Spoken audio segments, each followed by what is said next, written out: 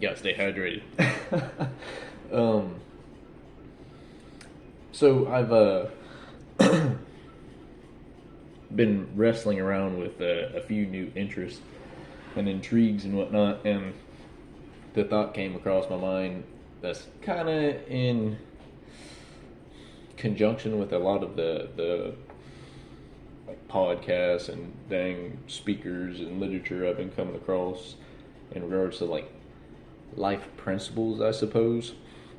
on like how to make decisions and prioritize like grand values as well as like proximal values or things worth pursuing. And I've reflected on like the proximal values, I suppose, being that, well, I'm still young, so the things that are within reach aren't grand, I suppose. So approaching them seems more tied in with like this sense of pleasure in like a goal or whatnot. And I'm wrestling around with like the thought of, are intrigues even sustainable as sources of pleasure, I suppose, like hobbies and whatnot, without a grander vision as a, maybe not a backdrop, but maybe I don't know if forethought would be the right way of describing it, but like a paradise in some sense, where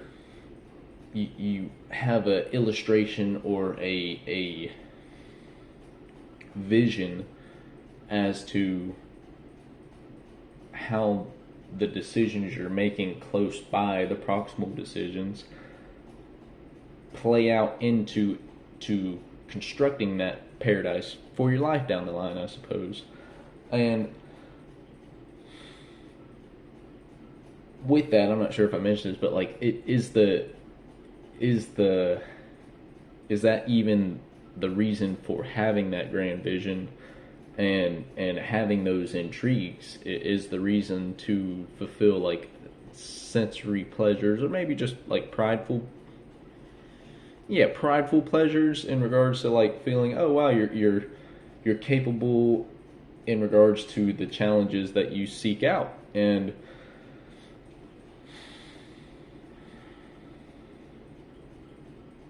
with that,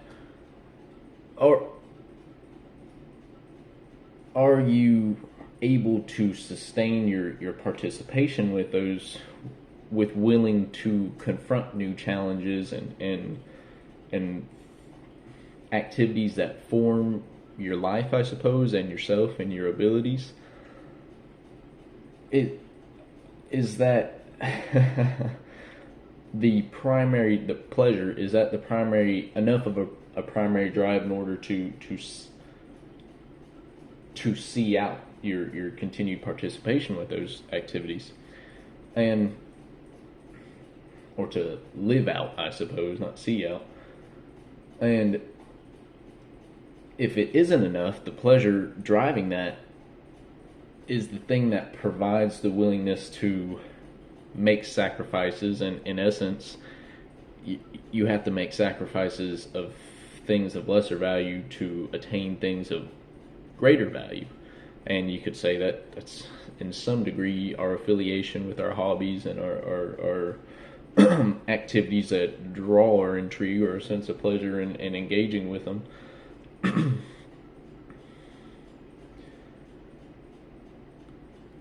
Sorry, I keep being that I go on tangents so frequently, I keep branching out into points, and then I'm trying to think of ways in which to draw those points back into this main or this primary curiosity, and that's whether a grander vision, I guess circling back right now, a grander vision is either the answer or a necessity to living out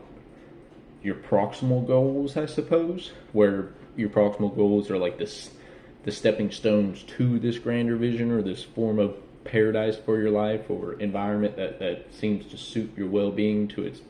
best ability, or to your conception of its best ability, or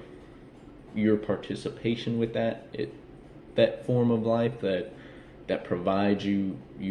that greatest well-being that you can attain personally, or we as individuals can attain. And I think that is the primary question. Like,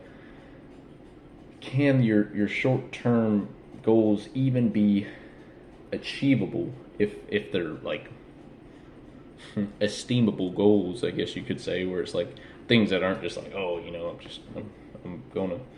which is necessary in regards. I'm not saying like I'm not trying to belittle like exceptionally close proximal goals in regards to like, you know what, I'm just gonna get out of bed at my alarm this morning. Like those are necessary stepping stones, I suppose, or I'm gonna make my bed or something like that, or attempt to form order in one's environment as the grander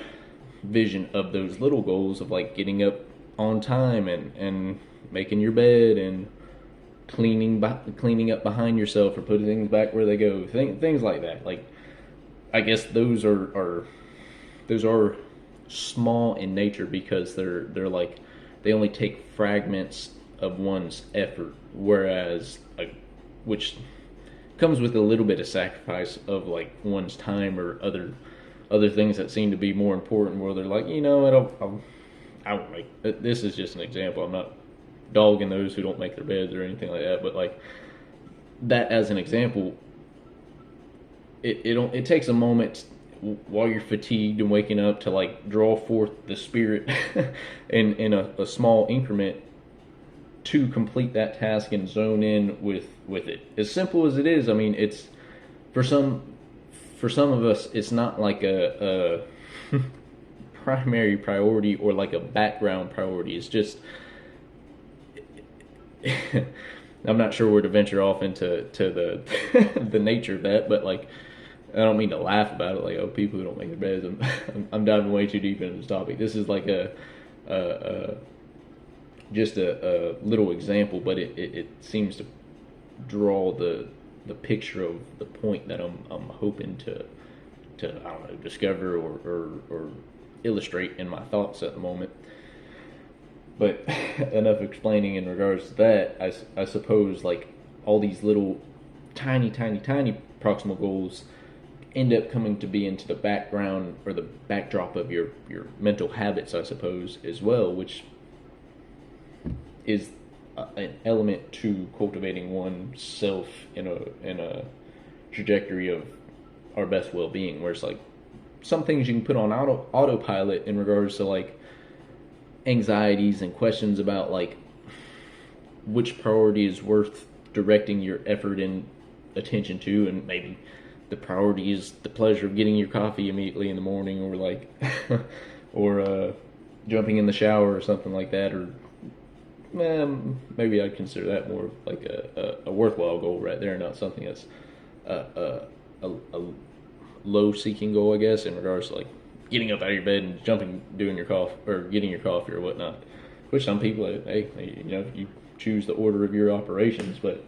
I suppose efficiently speaking and like maybe drudgingly speaking off the jump,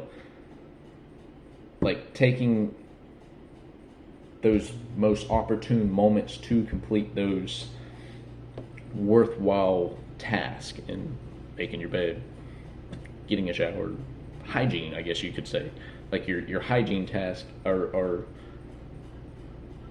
it's interesting, like when many people go into like a depressive state, those little habits that are at the backdrops of their mind aren't able to be juggled, because I assume that one's mind is so like de-escalated, it's not at high alert to where it can prioritize different decisions. And I guess one of those decisions that tend to be just automated for us gets thrown to the wayside because there's not enough libido in a person, I suppose, in order to execute those life responsibilities in a energetic way. And not having energy due to being into a depressed state sort of well puts that to the wayside, and people tend to begin sacrificing like hygiene habits and whatnot, and that transcends to other things with like how we have our social habits and how we engage with people in our community, and that steps up from hygiene habits to like mannerisms and like courtesies and whatnot. And I suppose that steps up to like, I guess looking at this in some form of hierarchy, I guess you could say like professional duties or that's interesting. There's a parallel to this. It's like hygiene is one's personal courtesy to themselves and to others at times. Mannerisms is more like it's typically cultivated in like a family but small community environment. And then if like the third tier, which is mannerisms, the second tier, the third tier is like professional duties or etiquette, professional etiquette. That could be paralleled with like one's contribution to their greater community, maybe as like a township, a state, or like a nation, as a citizen, which is how you can perceive one's professional skills that contribute to the operation of our society, I suppose. And then maybe that transcends up to like our spiritual dimensions on like, okay, where do we carry our community? And that could, if we only go to the professional tier and we only see our community as like our nationhood, people outside of our nationhood, are we willing to treat them with the same personal courtesies as, I guess, an out member of the tribe of our nation? And I think that would be stepping into like the spiritual, or transcending at least the professional dimension of how one directs their efforts and priorities. And I say spiritual because it's like you invite people into your community by the courtesies that you extend to them, and maybe they won't extend them back to you, which is fine, but that's where I think that transcendence, where it's like the responsibility of how one is to, the responsibility in general as like, I suppose a life standard as a grand vision for oneself is to bring your best self to those within your community and outside your community, and therefore bringing those into your community, no matter how these ones that fit into your kingdom of, or your society, I suppose. I say kingdom just because I've been reading stuff in regards to archetypes and whatnot that have utilized kingdoms and monarchies and whatnot as a set of analogies for how these sub-personalities emerge in our psyches. Try and draw back from that tangent. Yeah, so as like a personal grand vision that transcends, as I assume, a professional vision is like drawing forth the best potential that we have, so realizing our potential, and not only isolating that to maybe ourselves or our immediate like commune, maybe, or community. I keep using community. I try to diversify the words, but sorry, some just they work well. Bringing forth our best self to every and any soul, I suppose, not just ones that our cultural conceptions have isolated us to, but to where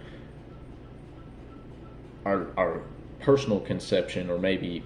a transcendent conception, as I perceive it, I suppose. Don't mean this is how things are, but this is how I've been learning things ought to be, I guess.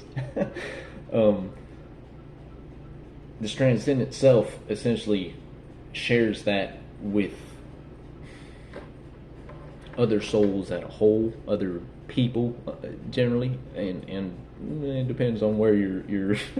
opinions are in regards to like the extension of sentience beyond people. I guess you could say like your pets and whatnot have a degree of sentience, so you should be courteous to everybody's pets and not just your own pets that you're in a personal relationship with. And then maybe that connects to livestock, and then you start branching into like veganism and PETA and animal rights and whatnot, which is that's a sticky subject all in of itself. uh, Trying to return that kind of draws another picture in regards to the main question was, can these close goals of like hygiene to manners to professional duties, somewhat close. I mean, those have to be cultivated across time, but like they're cultivated through the small executions that we do in our moment to moment decisions. And that's where kind of adopting the perspective that everything really does matter in regards to the way in which we make decisions and the ways in which we engage and whatnot, and the ways in which we provide a version of ourselves. And that don't mean it's going to be the best version of ourselves, but if we're alive, there's going to be a particular set of traits and personalities, or a personality that is going to be yielded to the world and to yourself and how you listen to yourself. That is like whether you get positive thoughts, negative thoughts, doubtful thoughts, skeptical thoughts. It's like those will make making decisions difficult to achieve, therefore difficult for you to branch into these next levels, I guess, of personhood or sentience, I guess. Not trying to get well, I guess the post is, or whatever this recording is overall, like existential in some sense, but I guess it also speaks a little bit about like practices and how one can behave, I guess, with like making your bed, get hygiene habits or whatnot. I'm really not sure what this video is for, nor really the most other ones before. I just have a thought come to me, and then I figure, you know what, maybe I can wrestle through this thought at the suffering of whoever happens to spend 20 minutes to watch these damn videos. But if you do, thank you much. I'm going to stop here because I've babbled too much, and maybe someone might be able to make sense of my babbling.